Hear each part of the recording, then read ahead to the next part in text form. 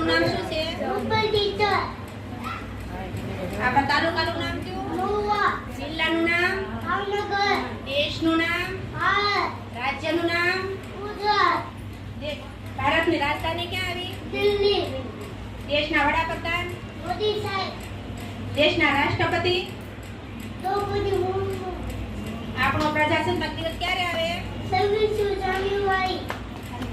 દેશના રાષ્ટ્રપિતા?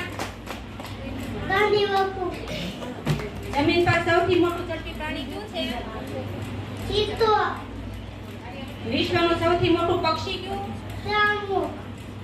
8 પગ વાળું દરિયાઈ પ્રાણી કયું?